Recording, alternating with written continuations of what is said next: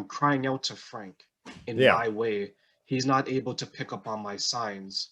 So now I fall deeper and deeper into the state of mind that's you know what? Maybe I don't belong here anymore because no one is acknowledging my cries for help.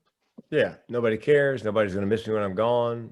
You might have a coworker say, next week the company's not going to have to worry about me anymore.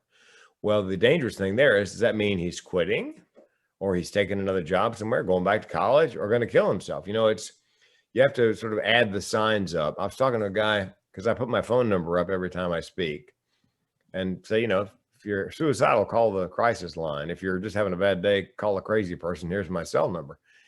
And a guy called me. I know a guy called me the other day, and somewhere in the conversation he mentioned he was checking Amtrak schedules. Well, if you say you're checking Amtrak schedules to a normal person, they figure you're taking a train trip.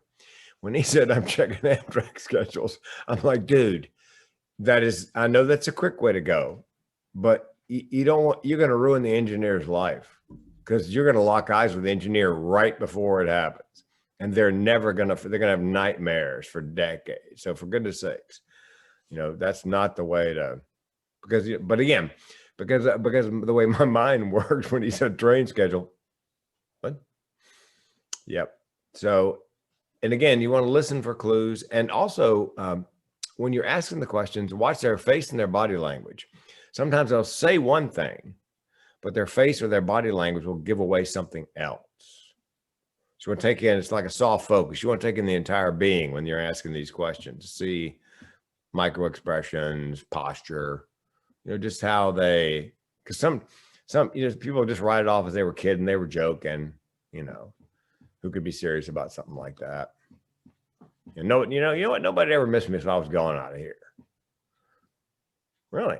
Thinking about leaving? Are you? Yeah.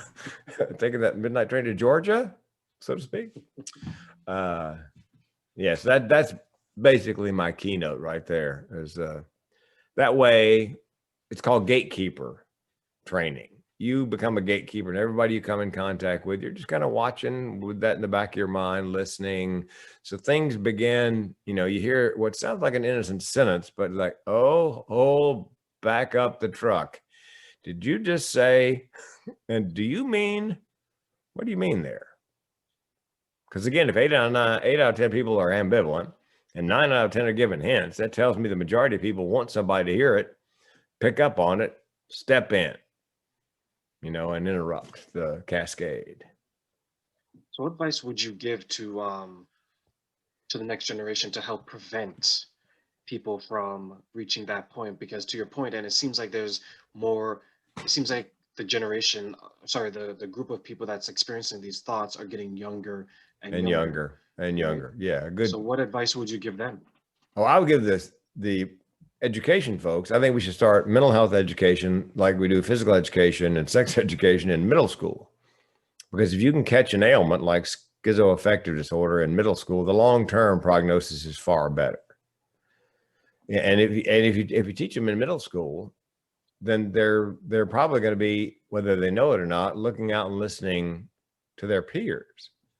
With that kind of knowledge, a smart kid might hear somebody say something and go, wait a minute, we just covered that last quarter.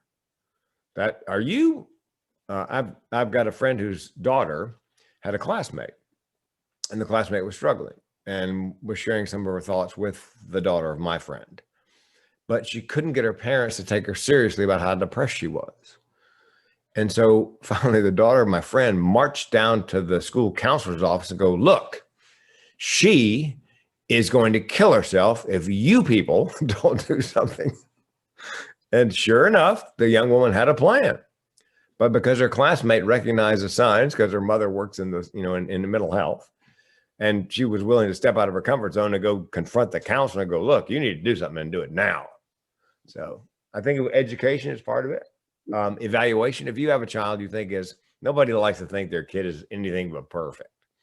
But if Absolutely. they're, if your gut tells you there may be something wrong, get an evaluation from a mental health professional. Find out if it's just being, it's just puberty or it's something more serious. And if medication is indicated, my advice is take whatever the doctor starts you on And if it doesn't work, and about 2/3 of the time it doesn't work or doesn't work well, by the way, a third of the people on medication love it. A third, and the other third is just horrible. So there's now a DNA cheek swab test for a couple $100 for psychotropics. They take your DNA and they match it with, let's say, the 2 or 3 antidepressants that would work best with your metabolism. So you get a lot less of the go on, doesn't work, taper off. Go on, doesn't work. A lot less lab rat, a lot more precision, dialing in what it is that, needs to, yeah. So I'd say spend a couple $100, get the DNA test, and find something that really does. Because you hear people who have depression or another illness say, the problem with the meds is I don't feel bad, I don't feel good, I don't feel anything. That's the problem. So they need to change the medication.